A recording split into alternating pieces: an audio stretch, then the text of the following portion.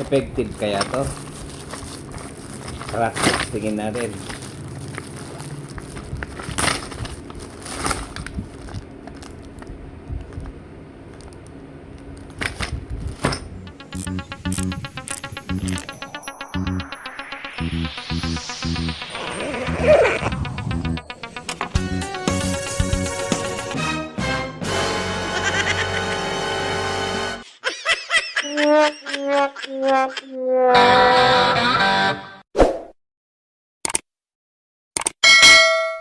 Para sa ating mga may motorsiklo, lalo na dun sa mahilig mag-upgrade, piyesa dito, piyesa doon, kailangan po natin itong padlock na may alarm. Isa pa, mas masakit kung installment lang ang ating motorsiklo, then matatangay lang ng mga kawatan. Napakasaklap ng ganong sitwasyon. Wala ka ng motorsiklo na service sa trabaho, diretso pa rin ang hulog sa motorsiklo. Okay, malaking tulong po ito mga riders, lalo na sa ating may mga motorsiklo. Ito po yung padlock na may alarm. Pero alam nyo, di ba ngayon, kahit gaano pa ka-secure ang motor mo, kahit may alarm, natatangay pa rin. Iba na talagang mga kawatan ngayon. Talaga lahat nagagawa, mauwido, maparaan. Pero sana ito makatulong kasi napanood ko yung review nito. Maganda to at pag ginalaw talagang nag-iingay. So sa halagang 150 pesos, aming reserba na battery. So first time natin makakagamit ng ganito. 3 piraso yung susi na kasama.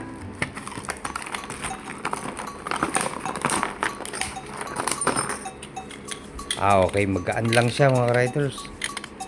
Siguro ano to, mabilis sirain. Pero siyempre, kagandahan dito kapag naka-alarm, mag-iingay. Iwanan natin yung ating motorsiklo sa alanganing lugar o matagal sa parking. Mas maganda, lagyan natin ito para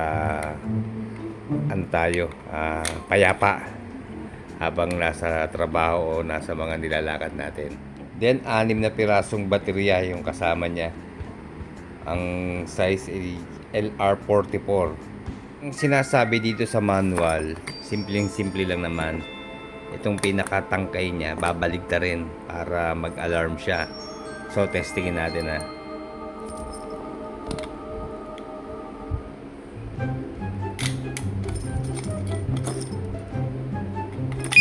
Yun, nagbi-beep, di ba?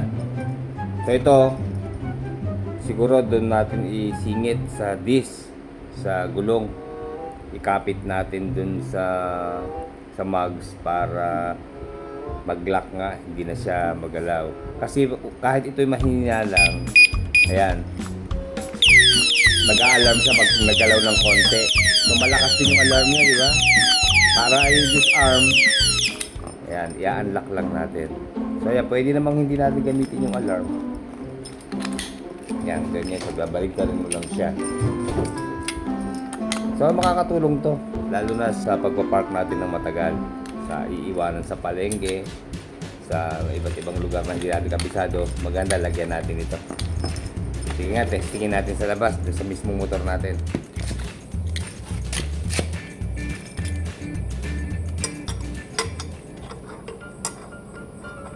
Pasok naman siya dun sa butas ng rotor disc.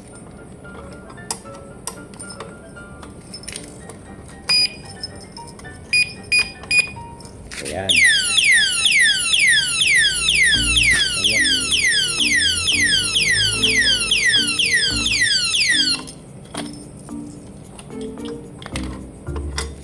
Ayan, pag ganyan, wala siyang alarm. So, ang gagawin natin, babalik na rin natin para mag-alarm siya.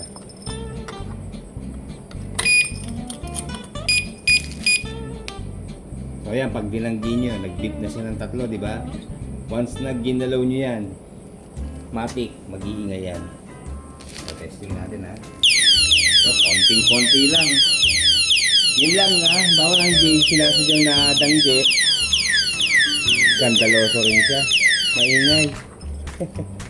Halimbawa sa parking, nakakahiya rin naman. Halimbawa nadanggi ng katabi na magpapark na ginawa sila dyan, mag-iingay siya.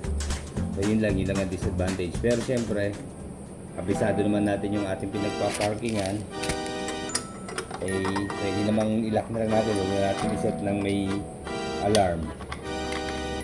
Ganyan lang siguro. Para lang ma-secure.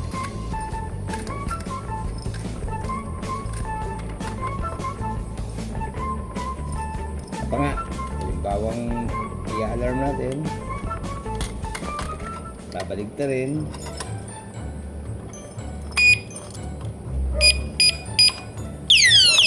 Yun lang. Pag mag-alaw masyado.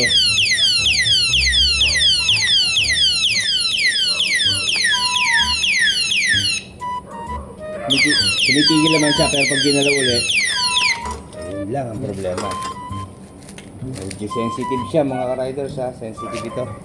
Konting galaw lang talaga, mag-iingay siya.